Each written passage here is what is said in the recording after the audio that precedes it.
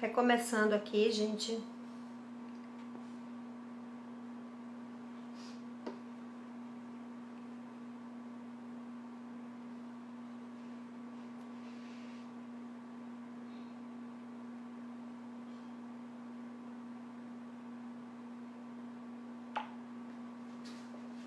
Aqui.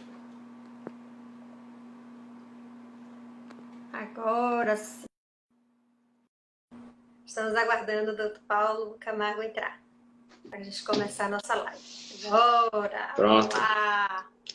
Cheguei. Começar a nossa live aqui. Boa tarde! Dando continuidade à nossa série de lives da Matra 5. Temos o prazer, a honra de receber o nosso amigo, meu amigo, colega, Paulo Camargo, mais conhecido por todos como Inho. Né? Você É não isso se aí, importa não. que chame de Inho, para deixar bem claro, não é isso? Não, não. Fica tranquilo. Então, eu queria apresentá-lo aqui. O nosso amigo, ele é juiz do TJ de São Paulo, da Vara de Caraí, não é isso, doutor Paulo? Jacareí. Jacaraí, exatamente, da primeira vara, mitrança final, pós-graduado em Finanças e Investimentos Bank, ele é planejador financeiro, é diretor de planejamento financeiro da IMB. Então, a gente está aqui hoje reunido para falar sobre mercado financeiro, investimentos durante e após a pandemia. Né? Nesse momento tão conturbado que nós vivemos, doutor Paulo, em que a crise do dólar, a crise mundial, né? Queria que você falasse qual o investimento que a gente deve tomar, o que é que a gente deve fazer. Eu queria que você falasse um pouquinho para a gente. Tá ótimo. Primeiro, boa noite a todos que estão nos vendo, nos ouvindo, especialmente os colegas desse lindo estado da Bahia, e a todos os associados da Matra 5. É um prazer estar aqui com vocês. E vamos conversar então, né, não só sobre investimentos, porque para falar sobre investimentos a gente tem que analisar todo o cenário, tudo que está acontecendo no Brasil e no mundo, né? E hoje o que a gente mais o que mais chama a nossa atenção, evidentemente, é a questão da pandemia e da paralisação de toda a atividade econômica, não só aqui no Brasil, mas no mundo inteiro. E o que isso causa, né? Quais as consequências que isso causa à economia mundial. Nós estamos vivendo um momento que, assim, na história, se tivermos alguma coisa semelhante, foram pouquíssimas, né? Uma paralisação geral dessa nos traz aí... A economia estava andando, né? O Brasil estava crescendo, estávamos fazendo reformas estruturais aí bastante relevantes, né?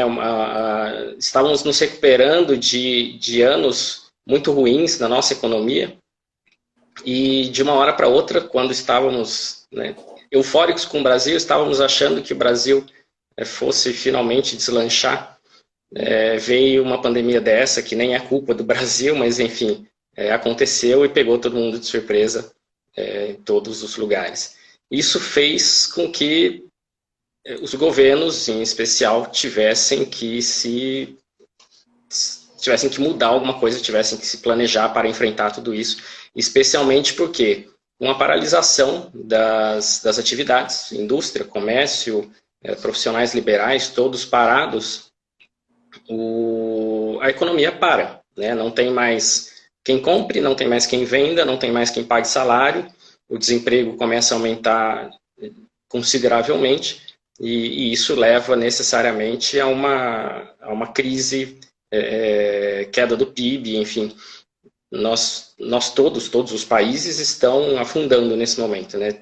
PIBs negativos, o que simplesmente significa que todos os países estão agora tendo crescimento negativo, e isso é consequência exatamente dessa paralisação toda.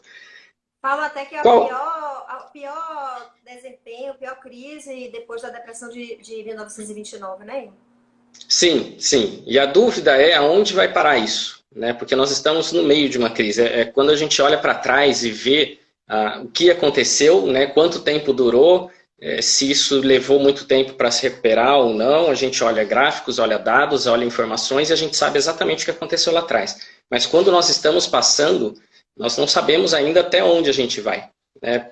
Há quem entenda que a crise econômica, financeira já está acabando, né? O mundo já está se recuperando, as bolsas de valores já estão voltando a patamares pré-crise, pelo menos algumas empresas, ou algumas bolsas. Só que, na verdade, a gente não sabe ainda se já acabou, se já é isso só e acabou e já está tudo pronto, né? Nós só vamos saber realmente daqui a alguns anos, quando a gente olhar para trás e analisar exatamente os dados, os momentos, enfim, tudo que aconteceu para trás, né? Hoje a gente não sabe. Alguns acreditam que já está acabando, outros acreditam que não, que ainda estamos no meio. E eu sou um desses que acredita que estamos no meio, ou até um pouco antes do meio ainda. Posso parecer um pouco pessimista, mas na verdade eu estou analisando não só a pandemia. Nós temos que analisar, na verdade, como vão ficar os governos, como vão ficar as economias dos países daqui para frente. E nesse ponto... Pois não, diga. Não, pode falar. E nesse ponto, o grande problema é a injeção imensa de liquidez que os governos estão colocando nas economias. São incentivos que eles estão dando. O governo americano está despejando trilhões de dólares, né? Olha o tamanho disso, trilhões de dólares na economia. Outros países também, todos estão colocando muito dinheiro, exatamente porque precisa estimular a economia de alguma forma, né? Primeiro, dando dinheiro àqueles que pararam de receber, cuja fonte de receita secou. E segundo, para que possam, de alguma forma, comprar e fazer girar a economia de novo, para que ela pegue no tranco, né, e volte as empresas voltem a empregar, as pessoas tenham dinheiro para comprar, e enfim, isso gere produção. Então, assim, é isso que os governos querem. Né? Só que eles estão se endividando muito, e muito, muito mesmo. Né? Nós não sabemos, para vocês terem uma ideia, o governo brasileiro gastou, pelo que eu soube ali, né? Gastou nos primeiros 2 meses da crise tudo que ele planejava economizar com a reforma da Previdência que acabou de ser aprovada em 10 anos. Então, assim, se havia planos com essa economia de 10 anos da reforma da Previdência, o Brasil vai conseguir fazer um monte de coisa, nós não temos mais esse dinheiro de 10 anos, foram gastos agora em 2 meses. E aí é que está a minha preocupação efetivamente, né? Por isso que eu acho ainda que nós não estamos nos recuperando, apesar de as bolsas de valores estarem se recuperando, eu acho que é muito prematuro, eu acho que nós temos que prestar muita atenção e ter muita cautela nesse momento com os nossos investimentos,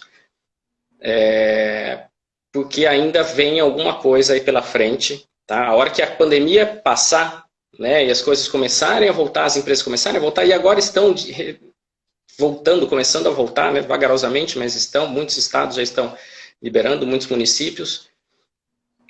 A hora que o foco sair da pandemia, aí sim eu acho que as pessoas, os investidores, os economistas estão prestando atenção nisso. Mas é nessa hora que o mundo vai cair na realidade e os governos vão olhar e pensarem o seguinte: tudo bem, nós fizemos o que era necessário para aquele momento. E aí eu não estou criticando se é necessário, não estou julgando se é necessário ou não esse monte de dinheiro que eles estão injetando na economia. Talvez até seja, e é o que tem que fazer. Mas vai ter um momento em que eles vão parar e vão olhar. Agora as nossas contas estão assim. Sabe quando a gente gasta um monte de dinheiro, né? Vamos fazer uma viagem, não, já estamos aqui mesmo, vamos gastar, depois a gente acerta. É mais ou menos isso que está acontecendo. Né? Aí alguém vai ter que pagar essa conta. Né? E os governos vão ter que pagar essa conta. E como vão pagar essa conta é que é o grande problema. Tá? Com um número imenso de desempregados, com as empresas paradas, né? A receita tributária vai cair, já caiu, e vai continuar caindo. E se a economia não começar a girar, o governo também vai ter bastante dificuldade, porque seca a fonte de receita, e além disso, eles já gastaram, né? Os governos estão endividados, as nossas reservas foram em grande parte, então estamos criando uma dívida muito grande que depois nós vamos ter que resolver. Como vai ser resolvido isso? E aí é que entra o grande problema, né? O que vai vir disso? Como os governos vão se sustentar depois? Que governos, que países vão se sustentar melhor, quais não vão. E aí entram as questões dos nossos investimentos também. Por outro lado, né, momentos de crise geram oportunidades. Então, não podemos esquecer que temos oportunidades agora na mesa. Só temos que ter muita cautela, exatamente porque são oportunidades em momento de crise, em momento em que as coisas também podem dar bastante errado. E aí a primeira que eu comento, porque nós temos colegas, né, que nos assistem, de todas as situações. Né? Nós temos desde colegas que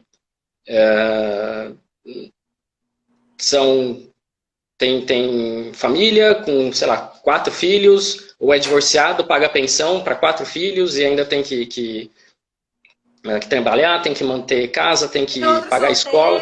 Que ainda estão só poupando.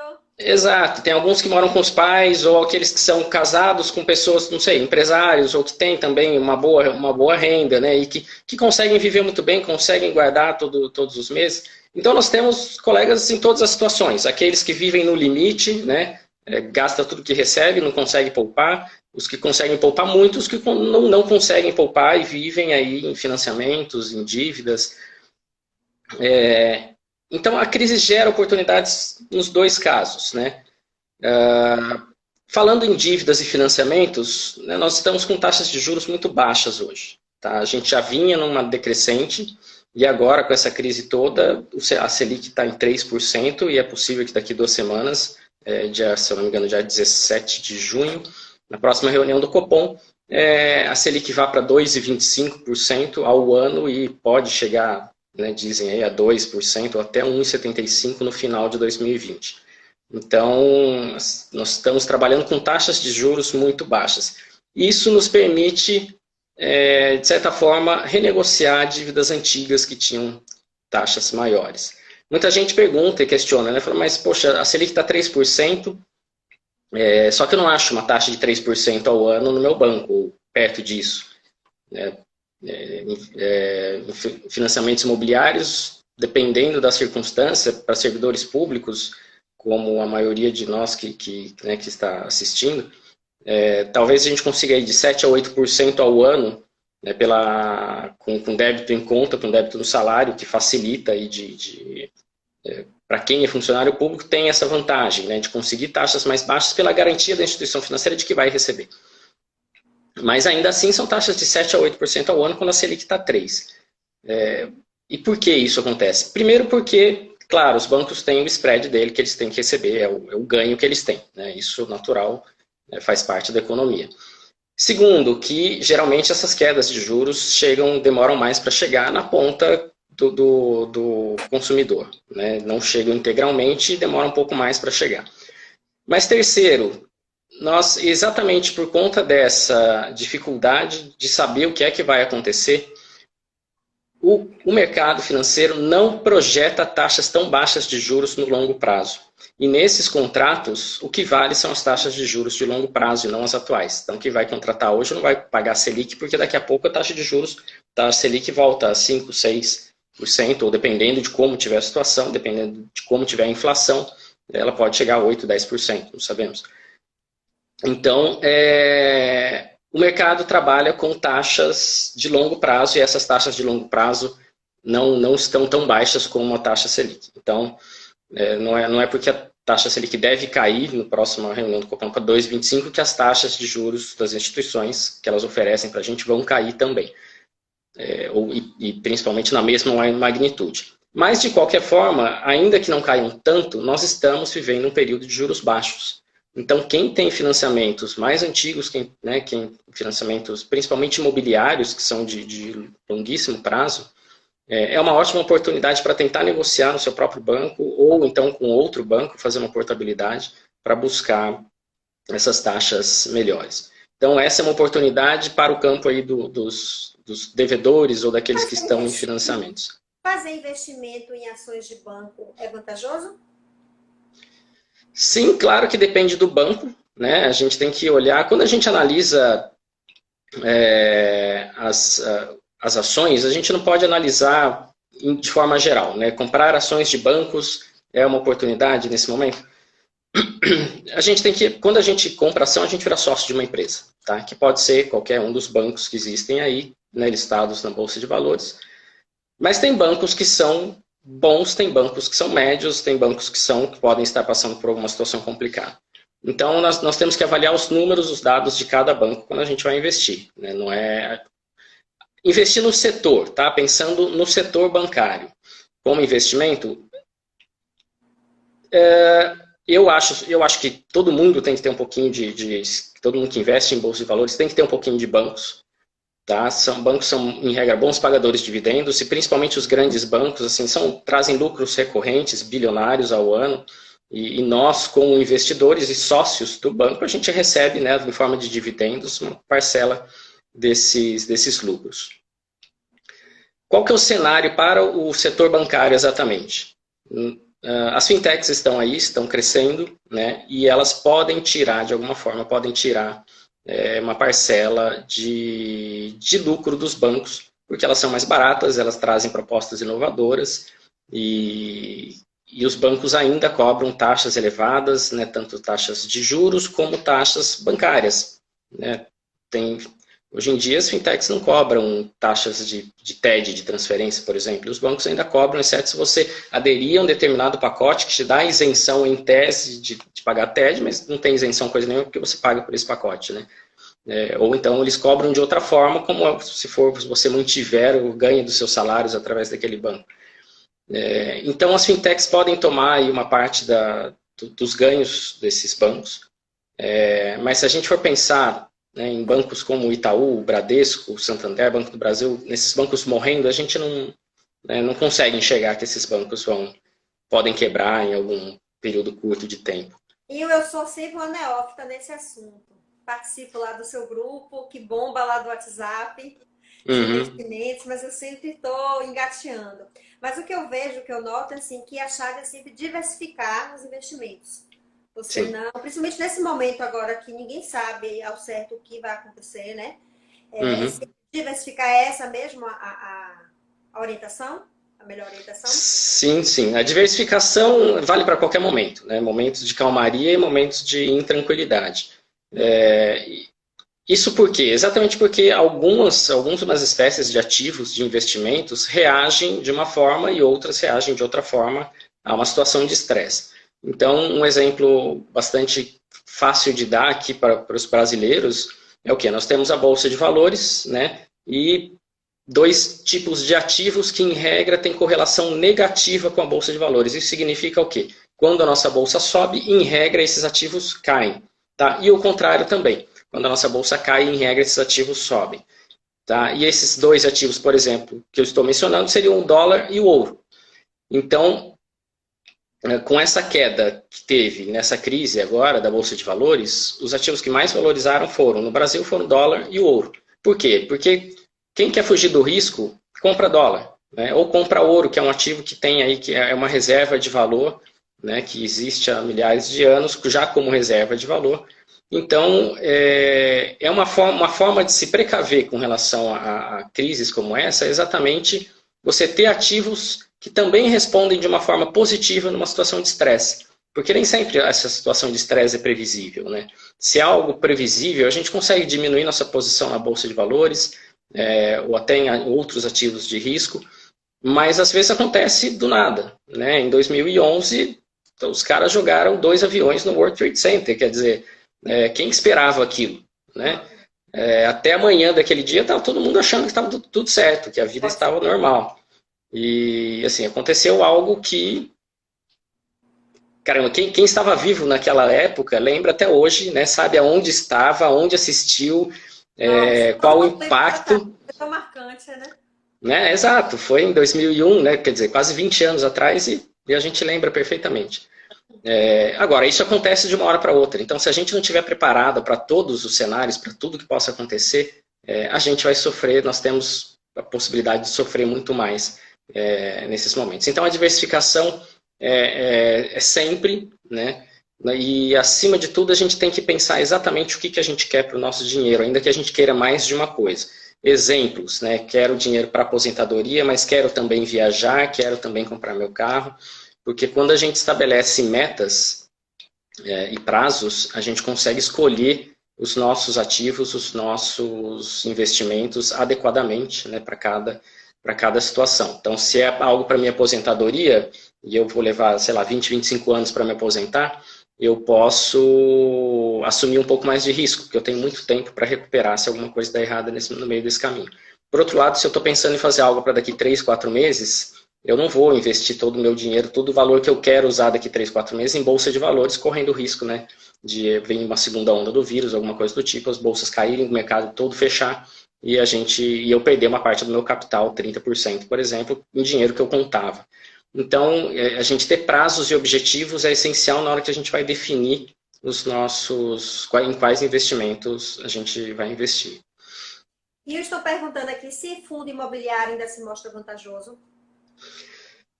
Sim, com cautela. Na verdade, tudo agora é com cautela, né? O que não é,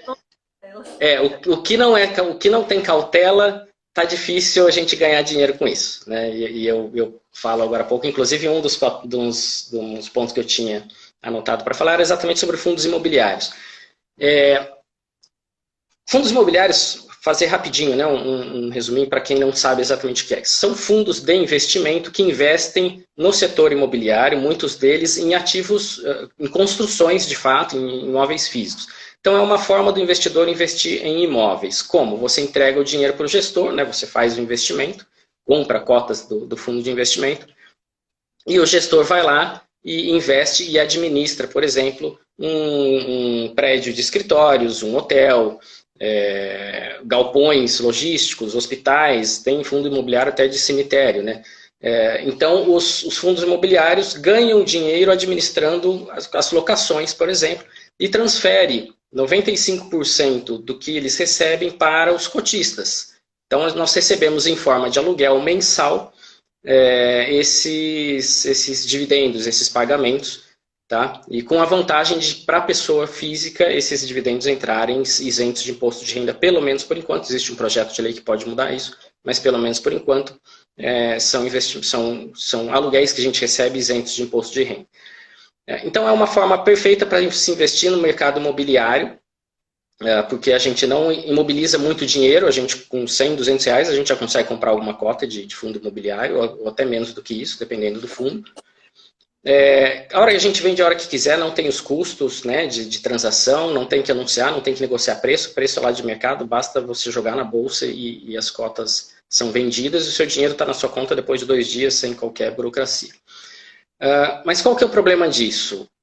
De fato, aliás, voltando, né, a questão da incerteza. Como eu disse, há fundos imobiliários que investem em escritórios de empresas, alugam, né, em prédios classe A, em São Paulo, Rio, em outras capitais, e cobram pelo aluguel. Existem fundos, por exemplo, de hotéis, né? Hoje mesmo uma colega perguntou, eu gravei um áudio para ela falando sobre fundos imobiliários. O que vão ser dos hotéis daqui para frente? Né? Hoje em dia nós vivemos fazendo reuniões online. Antigamente a gente pegava um avião, se deslocava para, sei lá, Brasília, fazia uma reunião lá. Né? E hoje, quantas reuniões não vão ser feitas online daqui para frente? É muito mais prático, muito mais barato. Muitas vezes a gente resolve ali em meia hora, sem precisar de nenhuma também burocracia, se conecta, é gratuito. Então, o que serão dos escritórios daqui para frente? Né? Escritórios de empresas grandes, se eu não me engano, a Facebook, não sei se mais uma, nos Estados Unidos, já disseram que vão todos trabalhar de home office até o final do ano. Né? E acredito que se tudo estiver funcionando, eles vão prorrogar isso. Não vai, para que eles vão pagar a manutenção de um imóvel com um monte de gente lá dentro, se eles podem trabalhar online, se está funcionando. Né? É o que pode acontecer, inclusive, com os tribunais. Então, primeiro, os escritórios. Né? Pode ser que muitos escritórios diminuam de tamanho ou, de repente, até se extinguam. Hotéis. Se eu não vou mais para Brasília fazer uma reunião lá, eu não vou ficar mais num quarto de hotel, passar uma noite lá.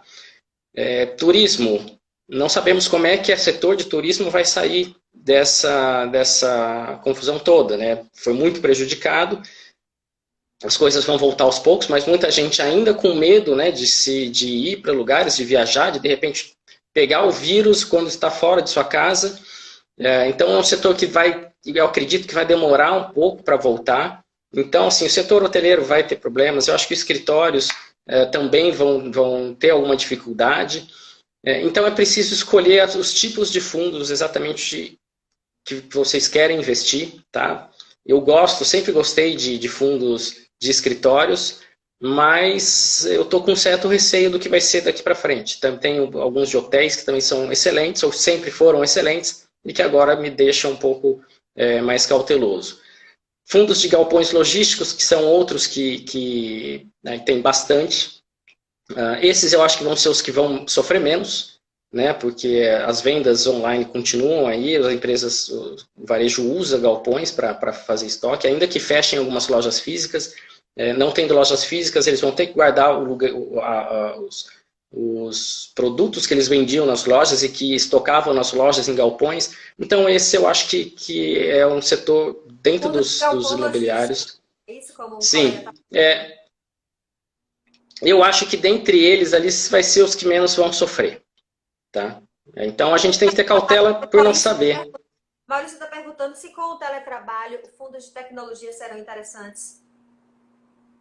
Fundos de tecnologia, acredito que sejam fundos de investimento, né, que investam mais em empresas de tecnologia, eu acredito que seja isso. Acho que sim, tá? Eu acredito... Bom, a tecnologia está se desenvolvendo a cada dia, a cada mês, a cada ano. Então... Só que a gente tem que lembrar o seguinte, esses investimentos são em empresas, né? Os fundos têm que fazer uma seleção boa de empresas.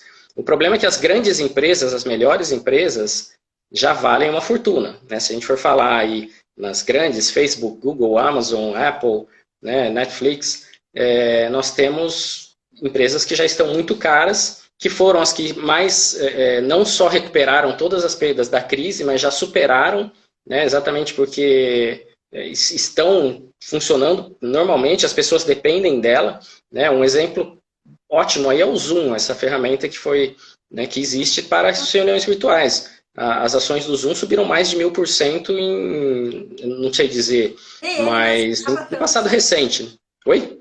Ele não imaginava, né, que isso fosse acontecer em 2020, de bombar. Então, né, quem se antecipou e imaginou alguma coisa assim ganhou muito dinheiro.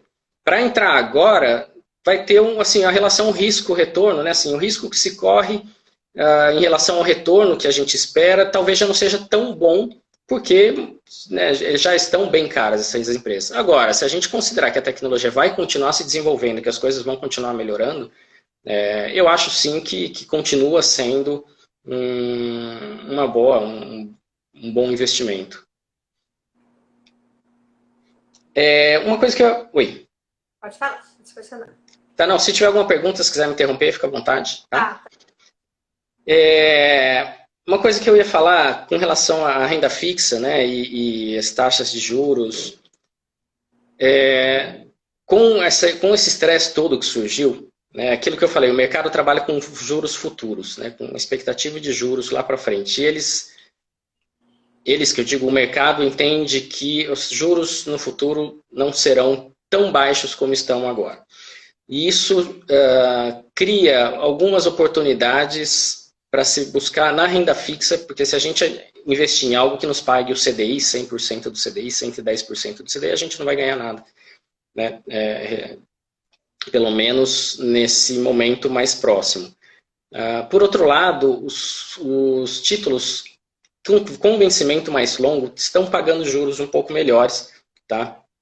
E aí, se a gente olhar, por exemplo, o Tesouro Direto, tá, que é um investimento público, a garantia do Tesouro, que o Tesouro Nacional vai recomprar o seu título a qualquer tempo, então tem liquidez. Tem um título que é o Tesouro IPCA+, tá, que ele remunera o investidor com a inflação, qualquer que seja a inflação, então assim, ele protege o investidor da inflação, é um risco a menos para o investidor.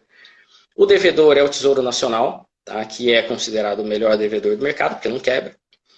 E ele, além da inflação, ele paga uma taxa pré-fixada. E essas taxas subiram nesse momento de crise todo. Tá?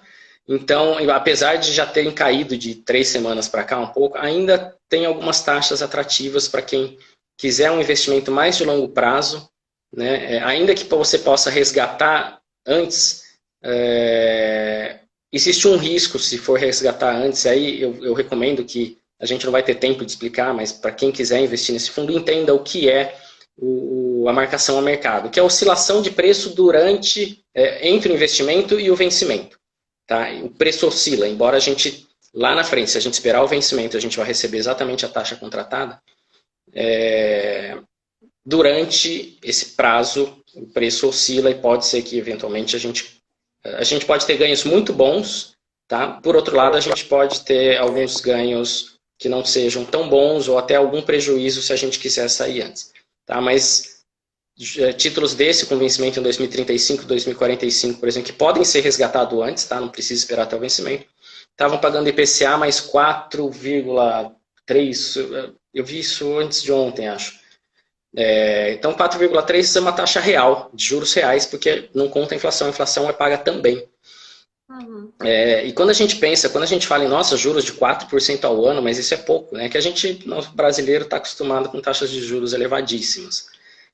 Mas essa não é mais uma realidade. Se a gente for considerar hoje a Selic a 3%, podendo ir a 2,25% daqui 15 dias, e uma inflação dos últimos 12 meses de 2,40%, talvez a gente tenha, investir na Selic talvez represente ter um rendimento negativo, não nominalmente, né? Nominalmente a gente vai ver o valor crescendo, aumentando, porém o nosso poder de compra, considerando a inflação, vai diminuir, porque a inflação vai comer essa rentabilidade.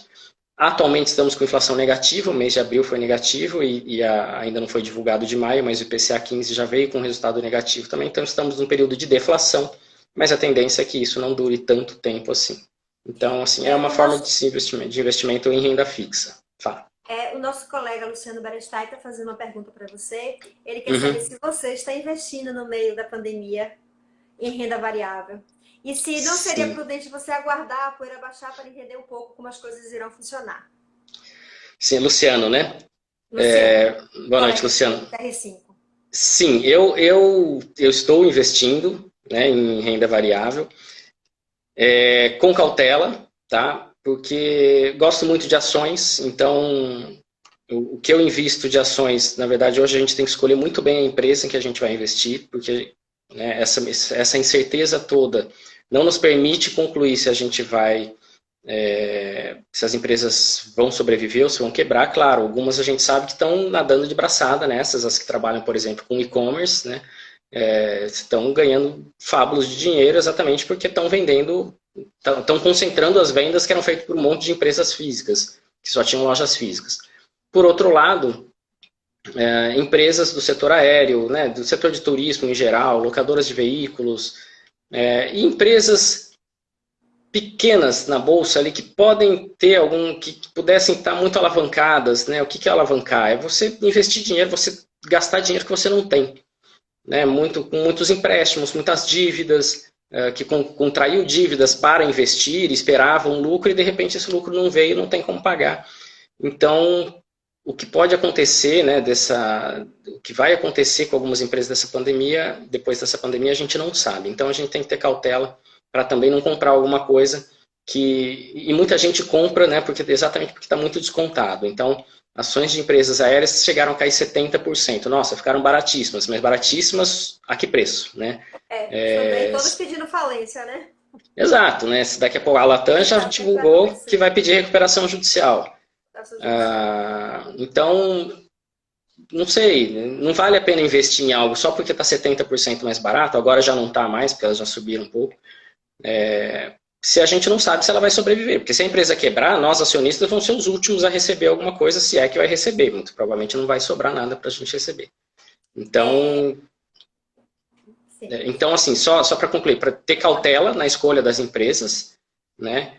Mas, por outro lado, essa queda toda gerou oportunidades. Agora, a gente está falando em queda toda, hoje a Bolsa fechou em mais de 93 mil pontos. Então, assim, ela chegou a 63 mil pontos em março, ou seja, em 2 meses e pouco, a Bolsa já subiu 50% ali do fundo, quase 50%. Então, que aquilo que era barato já não está mais tão barato, né? Mas é claro que no momento de maior crise, de maior medo, as pessoas compram menos exatamente por não saber o que espera pela frente. Mas eu continuo comprando. Temos duas perguntas aqui. Uma do Uhum. Luiz Mário, ele pergunta como é que está o mercado de criptomoedas com Bitcoin.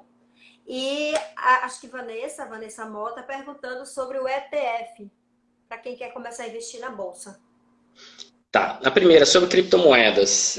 Não sei se o colega teve a oportunidade de assistir, mas a gente até fez uma live, né, recentemente sobre criptomoedas.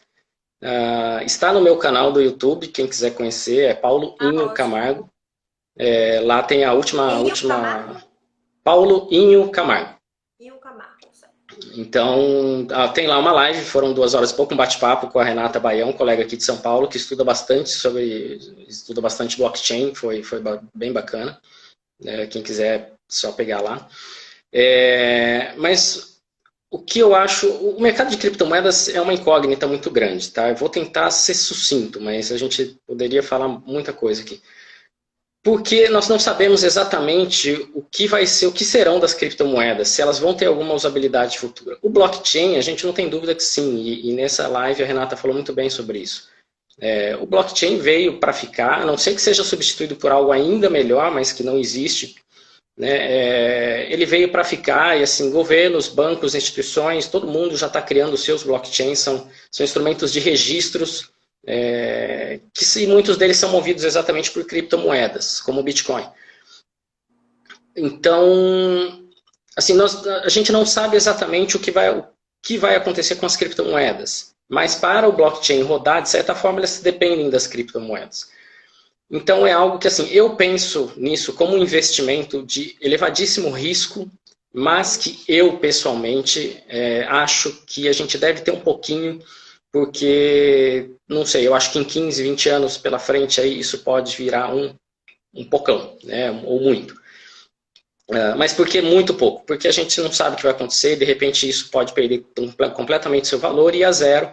Então quem quiser investir em criptomoedas, eu recomendo que primeiro entenda o que é, tá? Não invista nada em nenhum lugar. Não invista no que você não conhece, não faça isso. Primeiro estuda, né? O estudo, o conhecimento é o melhor investimento. E depois disso, se for investir, compre pouco, uma parcela pequena dos seus investimentos, porque você corre o risco de perder tudo, sim. Então, percentuais pequenos, 1, 2, sei lá. Se muito... se muito 5%, né? Mas se você considerar, né, não sei, se você olhar para os seus investimentos, se você olhar lá 2%, se eu perder 2% de tudo que eu tenho, vai me machucar muito? Se você achar que não, é uma oportunidade de repente, você multiplicar o seu capital em vários anos, tá? Não sabemos se vai acontecer. Com relação à pergunta da Vanessa, se é a Vanessa Mota que eu estou pensando, é a nossa colega do Amazonas. Vanessa Mota. Isso.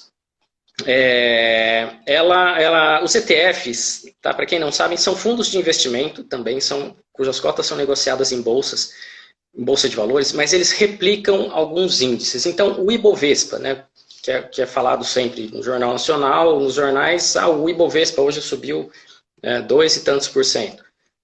O Ibovespa é um índice, na verdade não é uma empresa, não é. O que é? É um índice composto, é um índice teórico, tá, que oscila de acordo com uma certa composição formada, teoricamente, por determinadas empresas, 68 empresas que estão na Bolsa, listadas na Bolsa de Valores, com pesos diferentes de acordo com o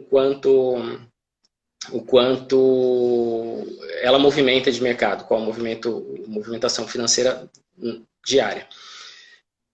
Então, por exemplo, se a gente pegar o Ibovespa, vai ter lá uma parcela, tantos por cento de Petrobras, tantos por cento de Vale, tantos por cento de Banco do Brasil, tantos por cento de Itaú, e são 68 empresas que compõem esse índice. Então, algumas empresas vão subir, outras empresas vão cair, e o índice vai ser composto por essa média, esse mix de todas essas empresas. Então, isso é o Ibovespa.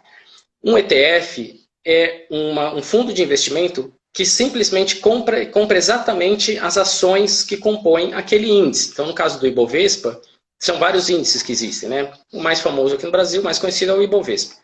Então, por exemplo, um ETF que replica o Ibovespa, ele vai comprar exatamente as mesmas ações que compõem a carteira teórica do Ibovespa, com os mesmos pesos, né, de proporções, E se você investir, é como se você estivesse investindo em 68 empresas que compõem o Ibovespa.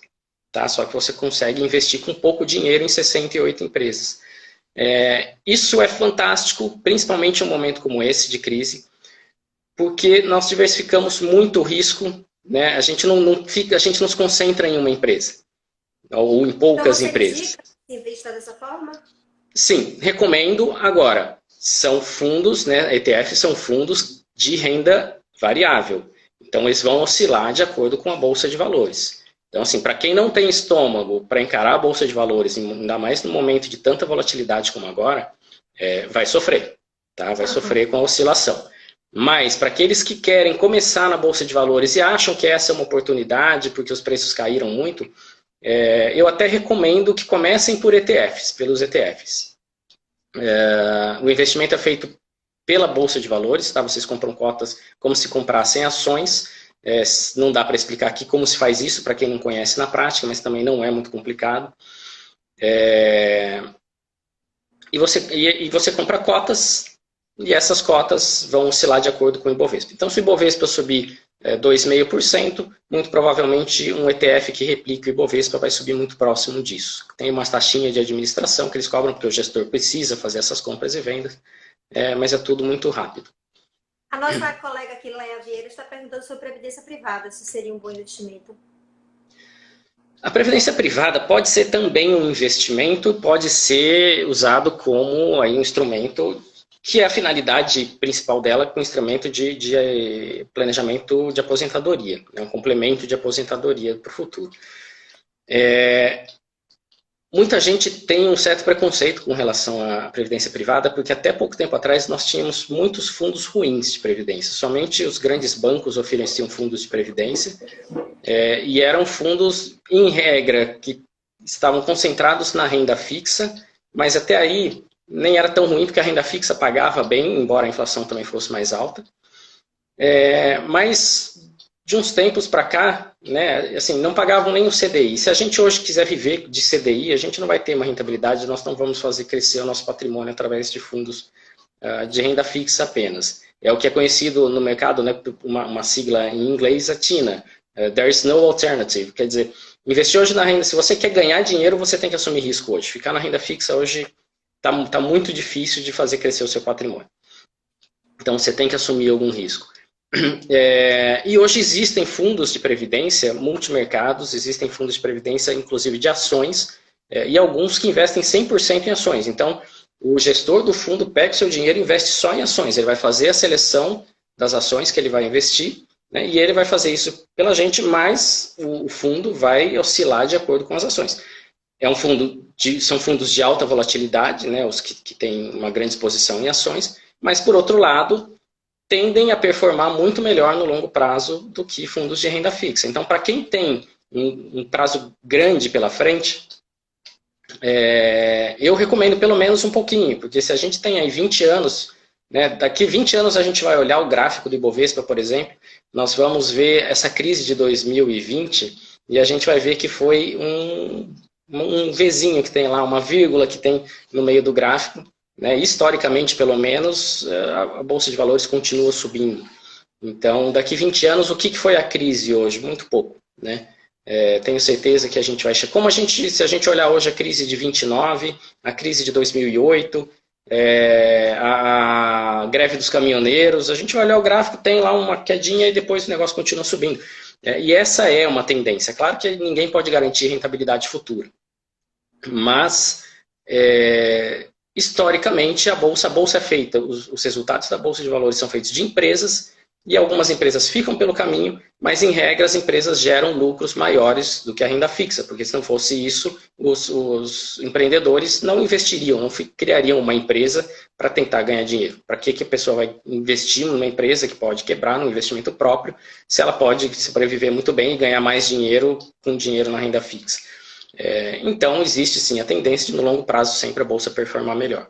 Então, para quem tem bastante tempo pela frente, vale a pena pensar em fundos de previdência de ações. Tá? Agora, previdência de forma geral, principalmente para nós, né, servidores públicos, e acho que a grande maioria faz a declaração de imposto de renda completa.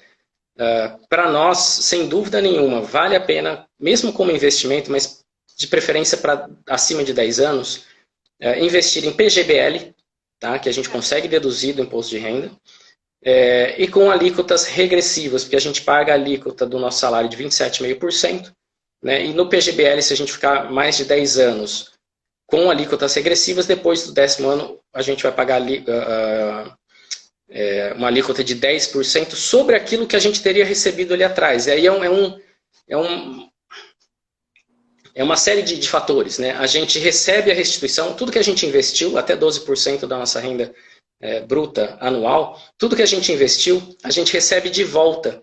O imposto que a gente recolheu, a gente recebe de volta no imposto de renda como restituição no ano seguinte. Ou seja, a gente fica sem pagar imposto de renda sobre aquele capital que a gente investiu. Porque o que a gente pagou na fonte é restituído para a gente. 27,5% volta para a gente, que nos permite investir mais. E lá na frente a gente vai recolher sobre o capital todo, porque a gente nunca recolheu, a gente recebeu de volta, 10%. Então a gente deixa de recolher 27,5% agora. Esses 27,5% que a gente deixou de recolher, a gente consegue investir, então a gente aumenta o capital investido. E lá na frente o que nós vamos pagar de imposto é 10% e não mais 27,5%. Então, essa lição eu aprendi direitinho. Isso aí eu já faço há um tempo. Então, assim, são benefícios fiscais, né, que são muito válidos, para a gente são excelentes, e com mais um benefício em relação aos fundos normais, é que eles não têm come-cotas, que é um desconto semestral do imposto de renda nos fundos que geralmente tem, nos fundos de renda fixa, os fundos multimercados, que nos fundos de previdência não tem. Então, esse imposto de renda é todo descontado só lá no final e não vai sendo descontado semestralmente. Com isso, o capital investido permanece alto e com isso os juros que são pagos são calculados sobre um capital maior. Então, vale sim, vale como investimento e também como planejamento de aposentadoria. E o nosso amigo Júlio Amaral está perguntando sobre abertura de conta em corretora para menores. Tá, isso é possível, tá? Basta você pedir, eles vão pedir, evidentemente, que algum pai assine, né, como responsável. O que geralmente me perguntam é, abro a conta em nome do menor ou abro a conta no meu nome se eu quero investir para o meu filho? Você pode fazer de qualquer forma. O que eu penso? Eu tenho conta para os meus filhos, abri em corretora, funciona perfeitamente. Eu movimento a conta deles. Agora, eu faço um aporte mensal para eles, tá? Então, todo mês eu e a mãe deles fazemos depósitos nas contas deles mensalmente. Isso desde que eles nasceram. Mas eles sabem mexer, né? Você me falou uma vez que você já ensinou eles já olham, já... Eu abri uma nova conta, então assim, tem a conta em que eu e a mãe deles administramos para eles, e a conta que é deles do dinheiro que eles recebem de mesada, de presente. Nessa outra, eles que mexem. Mas o que eu penso é o seguinte, eu faço aportes mensais, meus filhos hoje são adolescentes, então eles desde que nasceram eles recebem esses aportes mensais. Então o valor já não é tão pequeno, né? E eu vou continuar fazendo aportes mensais durante ainda um bom tempo. Se eu chegar, vamos supor que que eu queira passar para eles, né, se eu achar que vale a pena transmitir para eles esse valor, quando eles tiverem 30 anos. Imagine o volume financeiro que vai ter nessas contas. Se eu fizer essa transmissão se tiver no meu nome, passar para eles, eu vou ter que pagar um imposto sobre doação. Tá?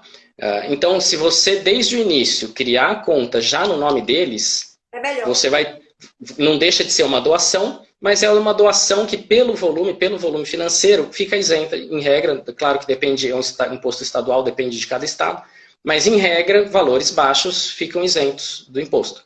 Então, você consegue fazer eles recebem esse valor líquido, né, o valor inteiro, diferente de quando eu fazer uma transmissão lá na frente, um valor muito alto, e ter que pagar, ter que recolher imposto. Luciana aqui pergunta também se eles também, tendo conta própria, terão que declarar imposto de renda, é isso? Sim, enquanto nós somos representantes deles, eles são nossos dependentes, a gente declara, né? Então eu faço a declaração. Não declarar separado para eles, não? Não, eles são nossos dependentes, a gente declara o patrimônio deles como sendo um patrimônio na nossa declaração. Identifica que pertence a eles, né? Então tem lá o patrimônio, os bens e direitos meus e os bens e direitos dos dependentes. A renda, né, um fundo de investimento gerou renda, nós vamos declarar como renda dos dependentes, mas tudo dentro da mesma declaração. Quando eles deixarem de ser dependentes, eles vão fazer a própria declaração e aquilo que a gente declarava na nossa declaração vai sair da nossa e vai passar para deles. Então tem até que declarar exatamente para ter essa continuidade, né? Quando eles forem declarar, eles terem a origem, como justificar a origem daquele dinheiro que eles têm antes, que está na nossa declaração. Amigo, a gente está quase chegando ao fim, porque o Instagram é implacável. Quando Que pena. ele acaba o tempo, ele derruba. Então, eu queria que você fizesse suas considerações finais. De início, eu já quero lhe agradecer sua disponibilidade de ter vindo aqui tão gentilmente nos atender aqui na nossa Matra 5. Agradeço em nome da presidente Cecília e de todos os diretores. E queria que você fizesse um fechamento aí do que a gente deve fazer nesse momento. Eu agradeço primeiro a participação, o convite, Ilamar. Nós somos amigos, né? Nos conhecemos em 2016 e essa história veio aí, 4 anos de amizade. Também agradecer aos nossos amigos, tanto os daqui quanto os nossos amigos de fora, né? Do nosso grupinho. Exato. Muitos de nós, muitos assistindo, E, então, assim, agradeço realmente a oportunidade. Assim, eu estou à disposição, eu sei que a Matra 5 não está afiliada atualmente na MB, né? Mas na MB, ali, nós temos a diretoria de planejamento financeiro, então ali estamos à disposição, né, para ajudar qualquer colega em todos os sentidos, mas de qualquer forma, ainda fora da MB, nós temos os grupos ali de investidores e tratamos não só de investimentos, mesmo para aqueles colegas que precisam de alguma ajuda financeira, né, são grupos de WhatsApp. Então, entre em contato com alguns colegas, todo mundo tem um grupo de WhatsApp nos seus estados, nos seus tribunais, e se mandar uma mensagem lá, alguém sabe como entrar no grupo do Paulinho, alguém, com certeza tem alguém lá que saberá ou vai passar o meu contato, peça para entrar, a gente entra, e isso independe de associação, tá? É algo por fora. E, se der tempo ainda, falar rapidamente, assim, o que eu acho que nós temos que fazer hoje? Cautela, muita cautela, com relação aos nossos investimentos, lembrar que, acima de tudo, num momento de crise como esse, mais do que querer ganhar dinheiro, a gente precisa preservar o nosso patrimônio, tá? Para não também sair aí que nem louco, achando que tem um monte de oportunidade e acabar perdendo dinheiro. Mas analisar algumas oportunidades que tem, como eu falei, se quiser na renda fixa, por exemplo, IPCA+, Bolsa de Valores, algumas empresas ainda valem a pena entrar, mas sempre com cuidado, analise o setor, peça, né, para quem não acompanha, não sabe analisar, peça indicação para quem analisa ou leia relatórios de empresas de análise. Eu acho que tudo isso vale a pena, mas é aquela história. Hoje em dia, na renda fixa, a gente não consegue mais aumentar patrimônio. A gente tem que realmente tentar um pouco mais... Seria só manter. Exato. Tem que arriscar um pouquinho mais, tem que assumir alguns riscos para conseguir aumentar o patrimônio. E eu agradeço mais uma vez. Tá bom, muito obrigada. Mando um grande abraço a todos os colegas. Quem sabe a gente não renova e faz uma nova live com outros aprofundamentos. Ótimo, só convidar. Tá ótimo. Então tá bom, muito obrigada. Boa noite, gente. Grande abraço a todos. Tchau.